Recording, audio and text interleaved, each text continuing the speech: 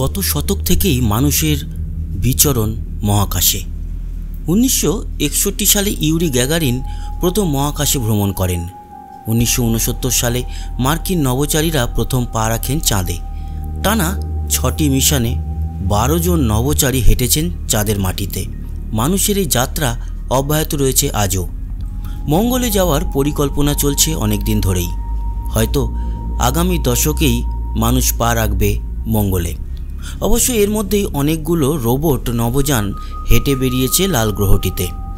মানব নির্মিত ভয়েজার নভোযান ছাড়িয়ে গেছে আমাদের সৌরজগৎ। ভবিষ্যতে প্রযুক্তির উন্নতির মাধ্যমে মানুষ যে মহাকাশের আরও গভীরে ও দূরে পাড়ি দেবে তা বলাই বাহুল্য।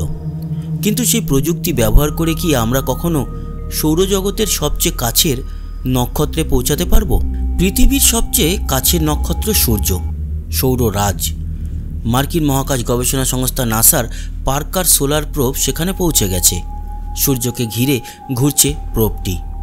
কিন্তু সূর্য আমাদের সৌরজগতের কেন্দ্রে, আর সৌরজগতের বাইরে আমাদের সবচেয়ে কাছের নক্ষত্রটির নাম আলফা সেন্টাউরি। সেটার কথাই বলছি। যেতে পারবো কি আমরা কখনো সেই নক্ষত্রে? আলফা সেন্টাউরির দূরত্ব পৃথিবী থেকে 4.4 আলোকবর্ষ।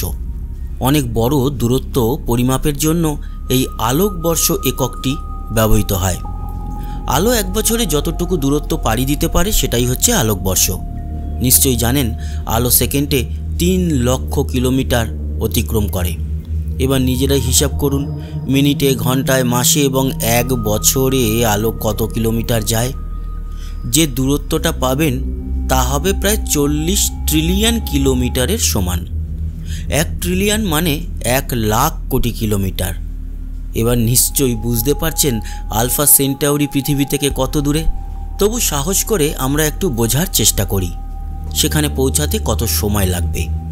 এ নিয়ে নাসার একটা হিসাব আছে। তাদের মতে নাসার 38 মিটারের একটা স্পেস শাটল ব্যবহার করে ওই দূর নক্ষত্রে পৌঁছাতে লাগবে প্রায় 1,50,000 বছর। এদিকে পৃথিবীর মানুষের গড় আয়ু মাত্র 74 বছর। তার মানে বর্তমান প্রযুক্তির সাহায্যে আলফা সেন্টাউরিতে যাওয়ার কথা ভাবাটাও পাগলামি। কিন্তু কল্পনা করতে তো দোষ নেই, তাই আমরা একটু কল্পনার জগতে ভ্রমণ করি। ধরে নিই মানুষ ভবিষ্যতে এমন একটা নভোযান তৈরি করলো যা ছুটতে পারে আলোর গতিতে। সেক্ষেত্রে ওই নক্ষত্রে পৌঁছাতে সময় লাগবে মাত্র 4 বছর 4 মাস। কিন্তু আইনস্টাইনের আপেক্ষিকতা তত্ত্ব বলছে আলোর গতিতে কোনো কিছু ছুটতে পারবে না। তার কথা না হয় মেনেই নিলাম। ছুটলো না আমাদের যান আলোর গতিতে, একটু কম বেগেই ছুটলো। আলো সেকেন্ডে 3 লাখ কিলোমিটার যায়। আমাদের এই মহাকাশ যান না হয় সেকেন্ডে 2,99,000 কিলোমিটার করে পাড়ি দেবে। এমনটা করা সম্ভব হলে পার্শ্ববর্তী নক্ষত্রে পৌঁছাতে লাগবে সর্বোচ্চ 5 থেকে 6 বছর। আর এটা আমাদের জন্য খুব বেশি সময় নয়, যাওয়াই যায়। কিন্তু সেজন্য ওরকম নভোযান তৈরি করা চাই। এবার একটু কল্পনা থেকে বেরিয়ে আসি। ধরে নিন একটু আগে যা শুনলেন তা স্রেফ স্বপ্ন। এখন ঘুম ভেঙেছে? আগেই বলেছি আমাদের বর্তমান প্রযুক্তি ব্যবহার করে মানুষের পক্ষে আলফা সেন্টাউরিতে যাওয়া অসম্ভব।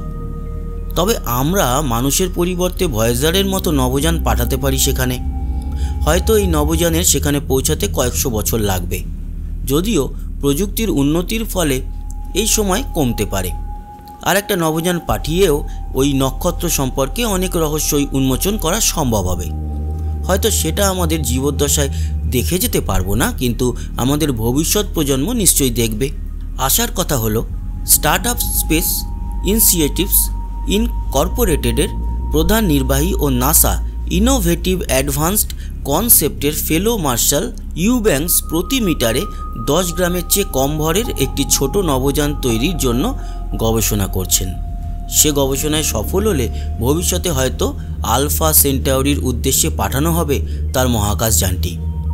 ইউব্যাংকসের পাশাপাশি দূরের নক্ষত্রে যাওয়ার জন্য গবেষণা করছে বিজ্ঞানভিত্তিক প্রোগ্রাম ব্রেক থ্রু ইনিশিয়েটিভস।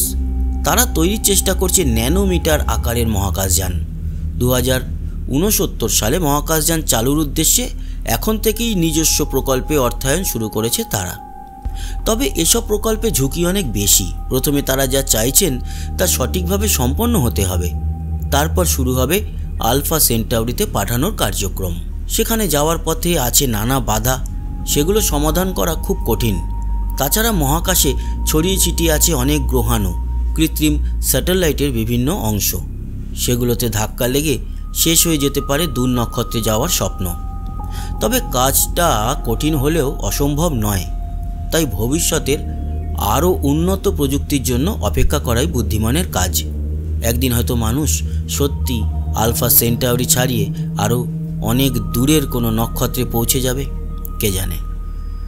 বন্ধুরা, কল্পনা বলুন আর তথ্যমূলক বলুন, এই অসাধারণ ভিডিওটি কেমন লাগলো জানাতে ভুলবেন না। সঙ্গে থাকবেন, সাবস্ক্রাইব করে লাইক শেয়ার করবেন, কমেন্ট বক্সে আপনার গুরুত্বপূর্ণ মতামত জানাবেন। আসি আবার দেখা হবে। সবাই ভালো থাকবেন, সুস্থ থাকবেন।